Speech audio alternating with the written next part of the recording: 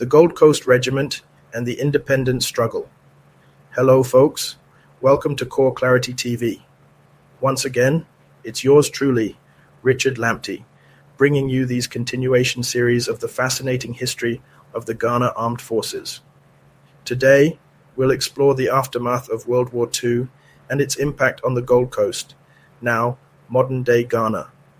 In 1945, over 63,000 men from the Gold Coast served in the armed forces, with nearly 42,000 deployed overseas. Their return home presented significant challenges for the colonial administration. The British hoped most soldiers would return to village life, but many struggled to readjust.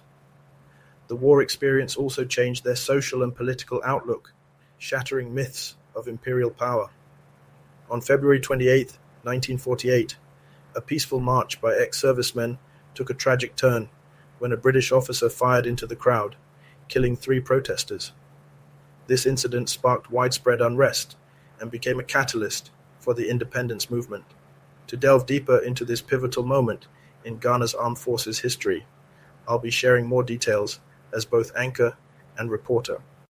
The return of the Gold Coast Regiment from Burma was followed by a disbandment exercise, as has been the trend. With the exception of the 1st and 2nd Battalions, all the remaining wartime battalions of the Gold Coast Regiment were disbanded.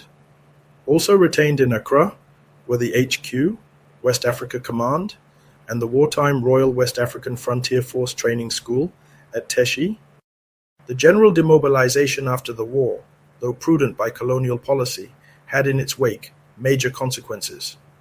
A bit of statistics would amplify the magnitude of the problems emanating from this exercise.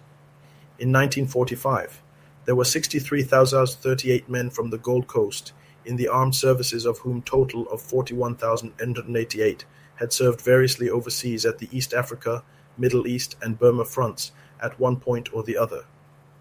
As in 1918, the return of Gold Coast troops in 1945 presented major problems of rehabilitation for the civil administration, raising speculation as to the disturbing influence the dislocations and experiences of fighting abroad might have. British demobilization plans naively expressed the hope that most Africans would return to their villages, but there was much anxiety about those who would no longer be satisfied with traditional rural life. The difficulties, which eventually arose, were mainly due to the fact that so many of the troops, having been looked after by the army in active service, found the return to civilian life difficult. The war experience also acted as a powerful catalyst on the social and political outlook of the servicemen, for it shattered the myth of imperial impregnability and white supremacy. It is hardly surprising, therefore, that ex-soldiers were to play a leading role in the ranks of the political activists who emerged to take advantage of the constitutional reforms made at the end of the war. An incident involving ex-servicemen dramatically turned around the political fortunes of the Gold Coast.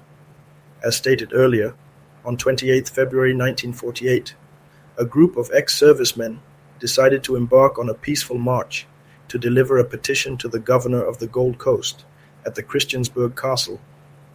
The peace march was forced to disperse when a British superintendent, Mr. Imre, shot into the protest march, killing instantly 3 ex-servicemen.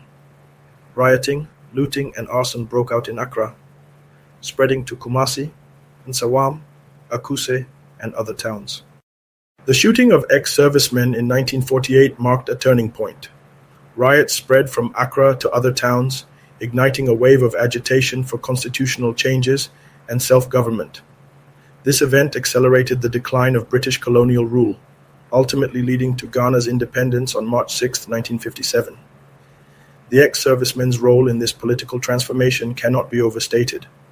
Their experiences abroad and subsequent treatment upon return fueled discontent, making them key players in the push for independence. The incident at Christiansburg Castle became a symbol of resistance against colonial oppression. As we reflect on this crucial chapter in Ghana's journey to independence, we're reminded of the sacrifices made by these veterans and the lasting impact of their actions. That's all for now. I'm Richard Lamptey. Thank you for watching.